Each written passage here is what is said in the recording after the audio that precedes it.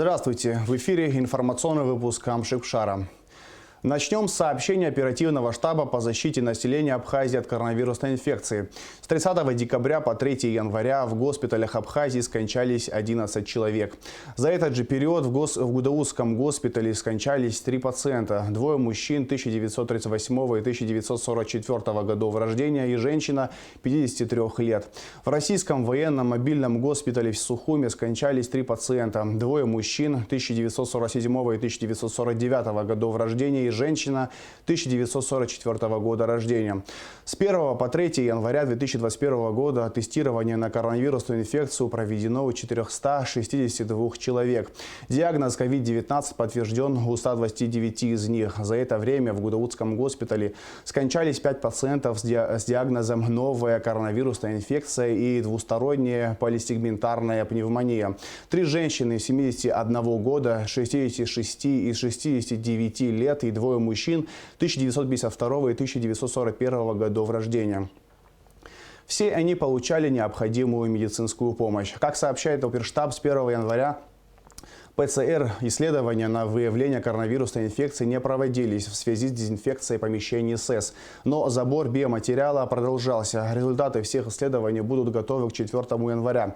Оперативный штаб по защите населения от коронавирусной инфекции призывает граждан Абхазии соблюдать все необходимые меры предосторожности, чтобы избежать заражения. По-прежнему обязательно ношение масок в общественных местах и соблюдение социальной дистанции. В связи с пандемией коронавируса многие возлагают надежду на вакцину от этой тяжелой болезни. Сейчас в России идет активное обсуждение первой российской вакцины «Спутник-5». Делать ее или нет, возыскиваются полярные точки зрения. На вакцинацию уже началась. Сделал прививку и известный общественный деятель Абхазии, проживающий в Москве, Беслан Кубахи. Он заявил об этом на своей странице в Facebook. Каждый день он сообщает о своем самочувствии и делится с подписчиками своими ощущениями. Мы связались с Бесланом Кубахи по телефону. Запись вы можете увидеть после новостей в программе Амшипшара Яцу. Согласно распоряжению президента Абхазии 24 ноября в целях защиты населения от коронавирусной инфекции введены ограничительные меры. В частности, объектам общественного питания необходимо обеспечить соблюдение обязательных требований по расстановке столов для обслуживания граждан с соблюдением социальной дистанции при условии использования не более 50% посадочных мест и использованию обслуживающим персоналом средств индивидуальной защиты. Также глава администрации Сухума Беслан Эшба подписал распоряжение о запрете на проведение торжественных мероприятий в закрытых помещениях, а именно банкетов, приуроченных к празднованию Нового года и Рождества. Но видеоматериалы из соцсетей говорят о том, что в целом ряде общественных мест, в ресторанах празднование Нового года происходило при массовом скоплении людей с нарушением всех санитарных предписаний. В соцсетях также появилось видео потасовки у одного из ресторанов столицы, к которому мы обратились за комментариями. Мы получили иную интерпретацию ситуации. По поводу видео, опубликованного в социальных сетях возле ресторана Ирцах, проводится проверка, собирается соответствующий материал, устанавливаются лица, причастные к нарушению общественного порядка. Нами не были выявлены никакие нарушения. Обслуживающий персонал был соответствующе одет. Это маски, это перчатки. Столы были расставлены в соответствии с той данной дистанцией. Указаны указания президента. Распоряжении. Явных нарушений таких не было. Если там будут выявлены нарушения, как вы будете реагировать? В случае, если будут выявлены нарушения, мы будем реагировать в соответствии с законом об административных, с кодексом об административных правонарушениях. Нами проводились и проводятся, соответственно, рейдовые мероприятия. Администрация Сухума выделила маски, которые сотрудники охраны общественного порядка раздавали тем, кто забыл маску на елку. И там явных нарушений не было нами выявлено. А где помимо площади еще будут проведены такие видовые мероприятия? По городу это в районе Маяка, в районе Синопа. Как сообщает пресс-служба МВД Абхазии, 4 января примерно в 15:35 у села Псырцха Гудаутского района произошло дорожно-транспортное происшествие. Столкнулись два автомобиля марки Toyota и Opel. По предварительным данным, водитель Opel, двигаясь со стороны Сухума по направлению Гудауты, не справился с управлением, выехал на встречную полосу и допустил столкновение со встречным транспортом. В результате ДТП 4 человека с различными травмами доставлены в Сухумскую республиканскую больницу. В Абхазии зимний туристический бум. Всего за несколько дней тысячи туристов из России заехали в нашу страну. Одни встретить Новый год, другие провести в Абхазии новогодние каникулы. С гостями пообщалась Эсма Голанзия. Новый год уже отгремел, но впереди еще много праздничных дней. Судя по наплыву туристов, Абхазия стала популярным местом отдыха на новогодние праздники. Туристическому буму в Абхазии в основном способствовало закрытие многих курортов и ужесточение правил въезда. Приезжающих к нам на отдых россиян не пугает даже пандемия коронавируса, которая сейчас бушует в республике. Организму нужны солнце и витамин D, отшучиваются туристы. Семья Мильденберга из Липецка приезжает в Абхазию уже в 4-й раз. В этом году было решено взять с собой друзей. Собственно, мы приехали в Сочи, а сегодня на один день приехали на экскурсию в Абхазию. В Абхазию начали с Сухума, с вашей прекрасной набережной. Здесь красиво, нам очень понравилось. Вот. Сегодня прекрасный день, солнце, тепло. Вот мы поэтому приехали сюда, дальше едем на Новый Афон. Мне кажется, здесь очень прекрасная природа, замечательные люди. Нам все очень понравилось, мы рады. Что уже удалось попробовать из вкусного? Мандарины, хурму, пока только фрукты. Сейчас хачапури нас друзья хотели показать. Показали здесь прекрасный хачапури. И не заехать в Абхазию мы не могли. Скажите, а вас пандемия не напугала? К сожалению, так получилось, что мы-то переболели уже, а друзья смелые у нас. Да, нас не то, что пандемия не напугала, мы во времена пандемии решили еще и рожать. И мы тоже, если что. Мы не вчетвером, мы здесь шестером вообще. Нелегально привезли еще 2 детей. Я вообще думаю, все в Божьих руках. Если Богу будет угодно, мы переболеем. Не будет угодно, не переболеем. Зимой Абхазия выглядит не менее привлекательно, чем летом. Горные вершины, покрытые снегом, вечнозеленые пальмы и сосны. А море, хоть и холодное, по-прежнему манит к себе. Купаться можно разве что в гидрокостюме, а вот гулять и любоваться достопримечательностями сколько душе угодно. Климат здесь мягкий, поэтому на экскурсии можно ездить круглый год. Вы вообще откуда к нам? Из Буденновска, Ставропольский край. У вас, наверное, холода, снега. Да, радуемся здесь вашей красоте. А вы в первый раз? Мы в первый, и жить будем здесь теперь, да. Вы с концами решили, да? Нет, не с Мы концами, будем служим возвращаться иногда. Чем будете заниматься на празднике? здесь. Чем будем заниматься? По красивым местам Абхазии будем ездить, да? Самое главное, что нам здесь делать, это обследовать Абхазию и узнать, как здесь красиво. Да. Мы сейчас как раз с экскурсии ездим. Где были? В Лыхны, Афон. на Рице, Да, в на Афоне. Рице, на Афоне. И вот мы сейчас видели башню, как там она называется? Да, сторожевая башня. Сейчас в Черниговку едем.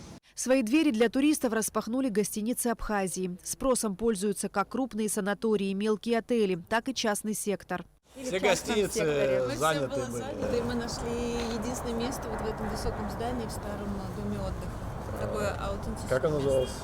Душа Абхазии. Ну там обидно, конечно, так все красиво, виды Да, хорошие, очень жалко, но не хотели отреставрировано оставить, ничего. что не оставили. Но чувствуется, что раньше было красиво, много построек таких в сталинском стиле на берегу, набережная Много красивая. сохранилось. Но хотелось бы, конечно, чтобы все восстановилось, чтобы можно было приезжать сюда и зимой, и летом к вам. Сейчас одна из столичных гостиниц «Интерсухум» заполнена на 70-80%. Перед Новым годом здесь довольно активно велось бронирование. После праздника туристы тоже продолжают заезжать, но уже без предварительной записи. если взять цифры, где-то 180 человек. Это вот 27-28. На Новый год у нас было где-то 160, но до сих пор заезжают люди. Соблюдаем все меры для безопасности нашей. Все в масках, дезинфицируем людей. Если что-то видим не так, мы сразу температуру меряем, медсестра есть у нас. Ну, пока все нормально, никто не жалуется, все довольны. В отеле «Атриум Виктория» народу немного поменьше. В основном это не туристы, а бизнес-партнеры, приезжающие на деловые встречи. Заполненность отеля на данный момент составляет около 60%. Бронирование по новогоднее у нас было в основном, не было такой заполненности, как может быть в других отелях, потому что все было забронировано командировочными. То есть это на сутки, которые люди приезжают, какие-то свои встречи делают и, соответственно, уезжают назад. А все, которые приезжают, должны, естественно, проходить определенную процедуру, замер температуры, дезинфекцию и так далее. В этом смысле с этим очень строго здесь у нас. Самым актуальным остается посещение основных туристических объектов республики, таких как Рицинский реликтов национальный парк и Новоафонская пещера. За первые 3 дня Нового года парк посетило более 6 тысяч человек. Из-за большого количества туристов по дороге на Рицу в какой-то момент даже образовались пробки. На самой смотровой площадке установлена елка, наряженная гирляндами. Снега сейчас на Рице немного, но ощущение зимней сказки есть, и оно контрастирует с теплой погодой. Эсма Голанзе, Эльдар Дамиров, Абхазское телевидение. 4 января на Первом канале начинается показ 16-серийного фильма «Солнечный круг». Режиссер-постановщик фильма Сергей Комаров. Часть фильма снимали в Абхазии, а именно 6 серий. Фильм снят российской кинокомпанией SF Production. Основные места съемок в Сухуме, набережная, территория бывшего санатория МВО, а также ряд давно не функционирующих промышленных зданий. В съемках российского телесериала участвовали ведущие актеры Абхазского драмтеатра имени Чанба. В массовых сценах снимались обычные горожане. Администрация города Сухум в праздничные дни на площади Свободы организовала фудкорт – зону общественного питания для многочисленных посетителей новогодних мероприятий у главной елки страны. За возможность пользоваться бесплатно торговым местом на предпринимателей возложена социальная нагрузка. Смотрите материал, подготовленный пресс-службой администрации столицы. Главную площадь столицы на Новый год украшают множество инсталляций и фотозон, красиво оформленных сотрудниками администрации города. С 28 декабря на площади Свободы открыт ледовый каток. Он работает ежедневно до 8 января с 11 до 21 часа. Мэр Сухума также распорядился организовать фудкорт – зону общественного питания. По эскизам, разработанным специалистами администрации, были сделаны единообразные павильоны. Арендованные столичной администрацией ларьки оснащены электричеством и всем необходимым для работы. Предпринимателям они предоставлены бесплатно. По словам заместителя главы администрации Сухума Леона Кварча, за возможность пользоваться бесплатно торговым местом на предпринимателей возложена социальная нагрузка. Одним из наших условий было первое – это обязательно нести социальную нагрузку. То есть каждый из предпринимателей предоставил определенное количество купонов, по которым дети из социально уязвимых слоев населения, то есть это дети-сироты, инвалиды, дети-матерей-одиночек и другие, получают купоны, по которым они могут на абсолютно бесплатной основе получить напиток и что-то из той продукции, которую каждый из этих предпринимателей здесь реализовывает на площади. Пирожные, сладкую воду и другие сладости дети получают по купону, предоставленному социальными службами города. К нам подходят детки, и они могут на определенную сумму выбрать сладости, либо водичку и так далее. По-разному подходят в день. Иногда 10, 5, 15. Большинство деток приходят с купонами. Мы на определенную сумму собираем им товар, который они хотят. И этим самым они довольны. Можно один пончик? Один шоколадный можно? Да, конечно. Леон Кварча подчеркнул, что прейскурант на продовольственные товары в новогодних павильонах заранее обговаривался, чтобы предупредить неоправданное завышение цен. Каждый из предпринимателей согласовывал ассортимент продукции и прейскурант. То есть одним из наших требований было то, чтобы продукция реализовывалась по ценам, не превышающим среднерыночные цены в городе. Да, для того, чтобы она носила больше социальную направленность, чтобы у людей не возникало справедливых нареканий по поводу того, что на них кто-то пытается заработать во время новогодних праздников. Цены среднерыночные, пока нареканий не слышим. Было несколько случаев, когда люди жаловались на то, что какая-то из позиций ассортимента у одного из предпринимателей несколько завышена. Мы тут же среагировали и эту позицию из ассортимента убрали, для того, чтобы не вызывать какого-то недовольства. Замглавы администрации Сухума заметил, что городские власти также следят за соблюдением санитарно-эпидемиологических требований в зоне общественного питания.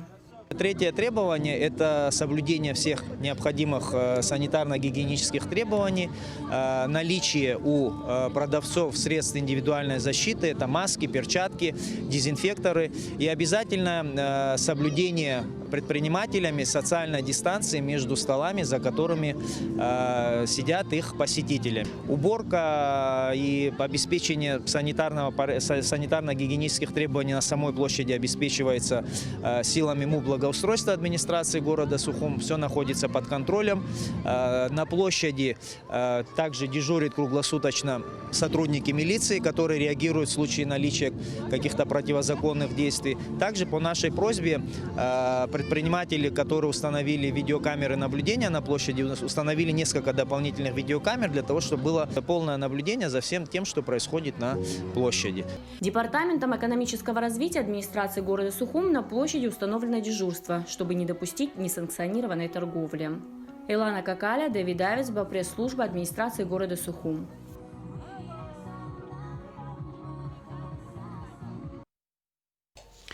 А сейчас о погоде. По сообщению синоптиков, во вторник в Абхазии ожидается переменная облачность без осадков. Температура воздуха ночью +2, +7, днем +12, +17 градусов. Температура морской воды +12 градусов.